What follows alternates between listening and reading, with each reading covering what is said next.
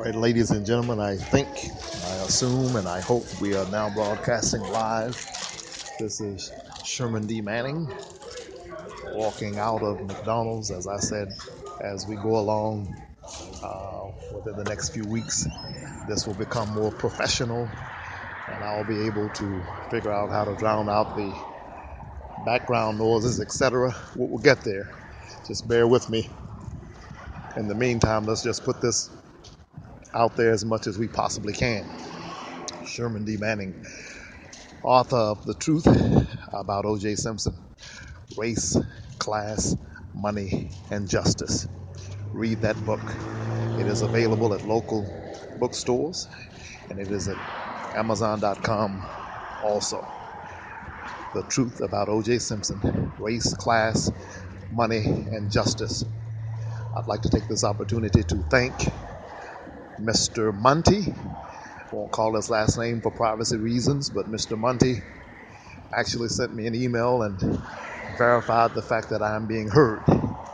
Thank you, Mr. Monty. So I'll send this broadcast out to you, and if it is ever okay to call your full name and the name of your company, I will do that. You can be a sponsor of this podcast. And right now, I will be asking sponsors for no money whatsoever. Just tell a friend to tune in and tell them that there's this guy by the name of Sherman D. Manning who wants his voice to be heard because it has been silenced for so long by a criminal justice system that is criminal but lacks justice, by a system in which the rich get richer but the poor get prison, by a system that incarcerates even middle class, halfway intelligent, halfway educated African Americans such as myself. Justice can be bought in this country, and I talk about that in the book, The Truth About O.J. Simpson. Justice is for sale. I chronicle case after case after case where persons have been ridiculously guilty, but because they had enough money to either bribe a DA or bribe a judge or what have you, they never saw the inside of a jail cell. A case comes to mind at this juncture. I'm thinking of a guy by the name of Dr. Jeffrey Abrams. I don't have my notes with me. Again, I'm walking down the street. But Dr. Jeffrey Abrams is in San Diego, California. This pedophile molested a mentally ill patient who was 8 years old, and he has done it before. And what kind of doctor or what his specialty is escapes my memory at the moment, but he is a doctor of some sort, and they had him on video raping several women in his office. As I think he might have been a gynecologist, I'm not sure, and he molested this 8-year-old little girl who was mentally disabled. I mean, how sick can you get? How low can you go? This is what this man did. And what he got was home arrest. He did not get a day in jail, not one day in jail.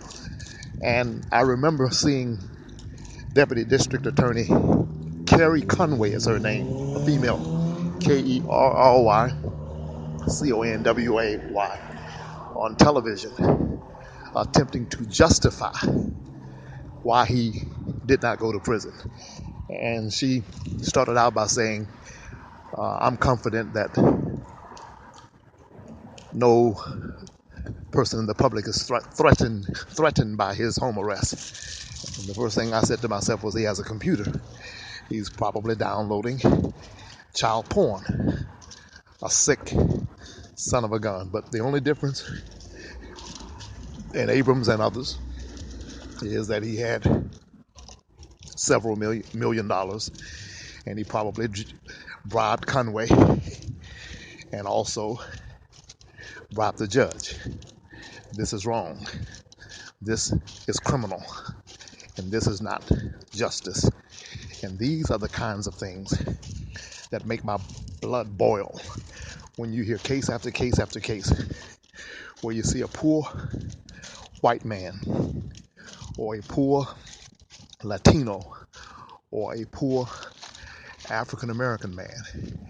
And they routinely send these guys to prison, very often for minor crimes, and send them to prison for long periods, take their lives away from them, and justify it because we're tough on crime, they say. But the moment someone who has more than a couple of $1 million gets arrested for whatever, they figure out a way to justify not sending them to prison and making it be all right, and justifying it through, or rather justifying it through bullcrap. This is wrong. As I said yesterday, Goldman Sachs stole money from the American people, committed fraud, did the same thing that Bernie Madoff did in a sense, the same thing that the folk over at Enron did. I can't think of Kenneth, somebody's last name. Nevertheless, what Goldman Sachs received was a $5 billion fine.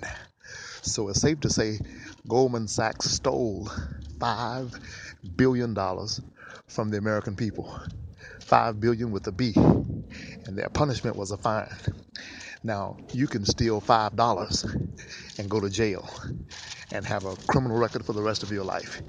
You can steal $500, get caught with $500 worth of cocaine, and have a criminal record for the rest of your life.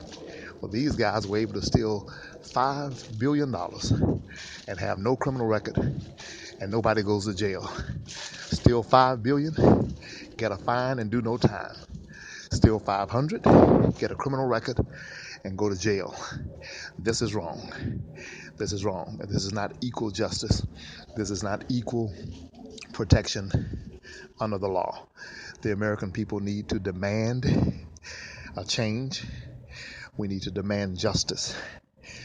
If we really want to see justice roll down like waters and righteousness like a mighty stream, we must demand equal protection under the law for every American citizen, black, white, Latino, poor, rich, no different. And currently, that is not what we're seeing. I am Sherman D. Manning. I'm signing off for now, but I'd like for you to be sure to tell someone else about this podcast. Tell them to tune in, tell them to listen, and remember, you can make a difference.